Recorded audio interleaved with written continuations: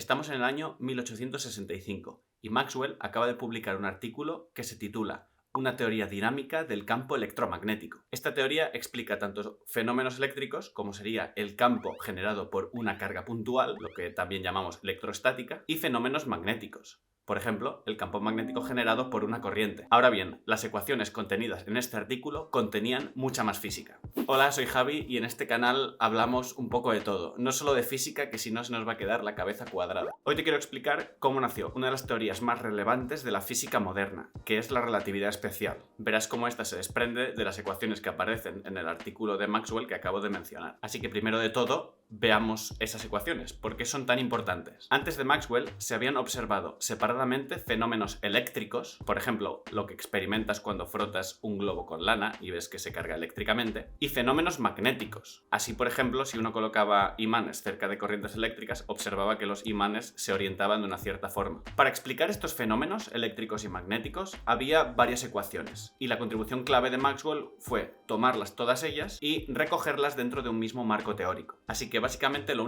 que hizo es poner un poco de orden. Gracias a Maxwell, estos fenómenos se pueden escribir de esta manera tan sencilla. Bueno, aquí ves 4 ecuaciones, pero en realidad Maxwell escribió 20. Fue un poco más tarde cuando Heaviside las escribió en esta forma más compacta. Estas ecuaciones finalmente recibieron la máxima aceptación cuando Hertz en 1890 hizo experimentos y comprobó que efectivamente explicaban la física de las interacciones eléctricas y magnéticas. Así que de esta manera, Maxwell había conseguido unificar en un mismo formalismo la física de los fenómenos eléctricos y la física de los fenómenos magnéticos. Es por eso que a partir de entonces hablamos de electromagnetismo. Así que las ecuaciones describen el electromagnetismo, pero ¿nos dicen algo más que no sabíamos? Pues la respuesta es que sí, pero primero tendremos que juguetear un poco con ellas. La idea es que si las combinamos convenientemente, descubrimos que estas ecuaciones describen ondas que se propagan en el vacío. Vemos que la ecuación que resulta es exactamente idéntica que la que describirían, pues, no sé, ondas en el agua o las ondas que se propagan en una cuerda de guitarra. Ahora bien, esto es un poco sorprendente porque estas ecuaciones se supone que explican campos eléctricos y magnéticos en el vacío.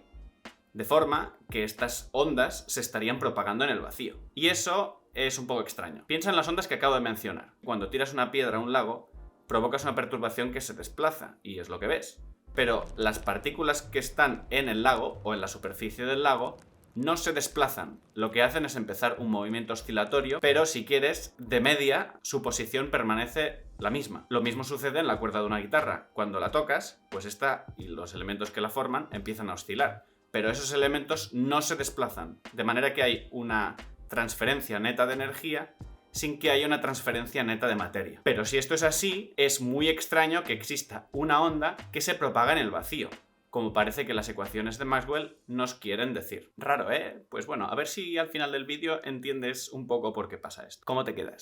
Pero observando las ecuaciones de Maxwell, nos damos cuenta todavía de una cosa más sorprendente. Fíjate que cuando hemos combinado las ecuaciones para obtener la ecuación de ondas, estos dos numeritos que aparecen por ahí, que son la permitividad eléctrica y la permeabilidad magnética, han aparecido delante de este coeficiente. Si volvemos a la ecuación de ondas, en el análogo en la cuerda de la guitarra, por ejemplo, corresponde a la velocidad de la propagación de la onda. Nos dice, si quieres, pues eso, cada máximo de la oscilación, cuánto avanza en cada segundo. Estos dos coeficientes se pueden medir independientemente haciendo cálculos eléctricos y magnéticos. Y aquí viene la magia. Cuando uno sustituye su valor en la combinación que aparece en las ecuaciones de onda, obtiene un numerito que es sospechosamente similar a la velocidad de la luz en el vacío. Esta había sido ya medida por algunas personas más o menos en la época de Maxwell. Y Maxwell se dio cuenta de esto, de que precisamente parecía que las ondas que sus ecuaciones describían se movían a la misma velocidad que la luz. Bueno, y visto esto, le faltó tiempo para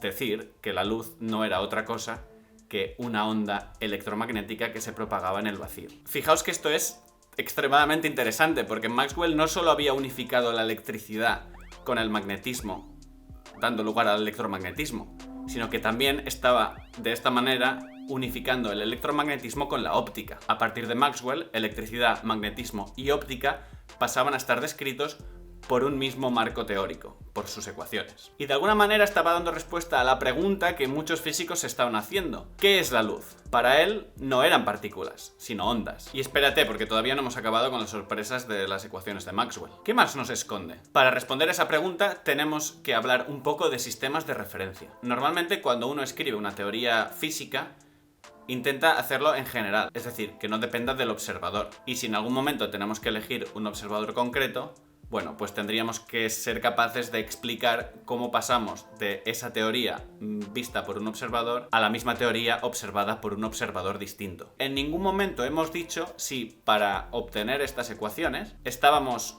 en reposo sobre la Tierra, en reposo en la Luna, quemándonos en el Sol o encima de un tren. Pero el numerito que nos ha salido, la velocidad de la luz, va a ser el mismo en los tres casos. Y eso es extremadamente extraño. ¿Por qué? Imagínate que estás en un parque nevado y le tiras una pelota de nieve a 1 metro por segundo a un amigo tuyo que está jugando contigo. Se entiende que cuando he dicho a 1 metro por segundo es a la velocidad a la que tú lo has tirado, es decir, desde tu sistema de referencia. Ahora bien, ¿qué pasa si tu amigo se había dado cuenta de que le querías tirar una bola de nieve y estaba ya escapándose, huyendo de ti a medio metro por segundo? ¿A qué velocidad va la pelota en su sistema de referencia? Bien, fíjate que en el sistema de referencia de tu amigo, tú te estás moviendo hacia atrás a medio metro por segundo, lo cual implica que la pelota no va a 1 metro por segundo, sino a medio metro por segundo. Muy sencillo, lo único que hay que hacer es sumar o restar las velocidades. Ahora bien, las ecuaciones de Maxwell nos dicen que parece ser que hay una constante universal, que es la velocidad de la luz, que no depende del sistema de referencia, porque Maxwell en ningún momento tuvo que especificar el sistema de referencia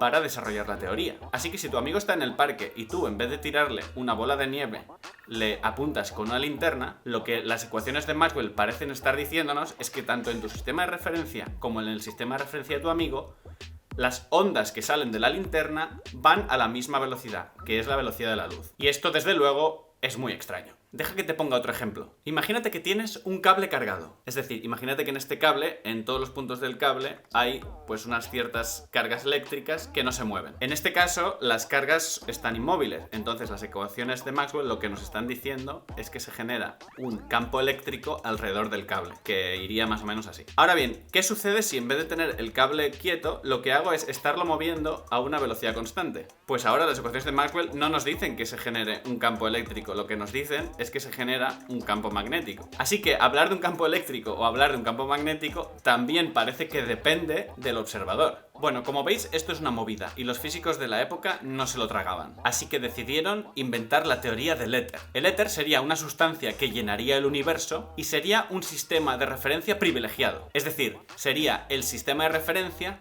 en el que las ecuaciones de Maxwell son válidas. En su mente lo que estaría pasando es que la Tierra se estaría moviendo a una velocidad relativamente lenta respecto del éter y por eso estaríamos observando bastante bien las ecuaciones de Maxwell. Esto como teoría estaba muy bien y algunos de los grandes físicos de la época la tomaron por válida. Pero bueno, como sabéis, en física que las cosas sean coherentes no es suficiente. Tenemos que hacer experimentos. Y eso es lo que se propusieron Michelson y Morley llevando a cabo su experimento en 1887. Y nada, lo que obtuvieron es que no, que la velocidad era la misma. Que midieran donde midieran la velocidad de la luz en los distintos puntos de la órbita terrestre, siempre les salía el valor predecido por las ecuaciones de Maxwell. Ese experimento es extremadamente interesante y diseñaron de hecho un aparato para poder llevarlo a cabo, que es lo que se llama el interferómetro de Michelson-Morley. Y este aparato ha tenido luego otras aplicaciones en óptica y quizá la más relevante, o al menos la que a mí me mola más, es la detección de ondas gravitacionales. Y como es tan chulo, hablaremos de ello más adelante. Es cierto que el resultado del experimento se daba a varias interpretaciones. Por ejemplo, podía ser que la Tierra estuviera arrastrando el éter y cosas un poco movidas a las que no voy a entrar. La realidad es que en muy poco tiempo la gente se convirtió que esto del éter no colaba y que no existía. Y tuvieron que aceptar la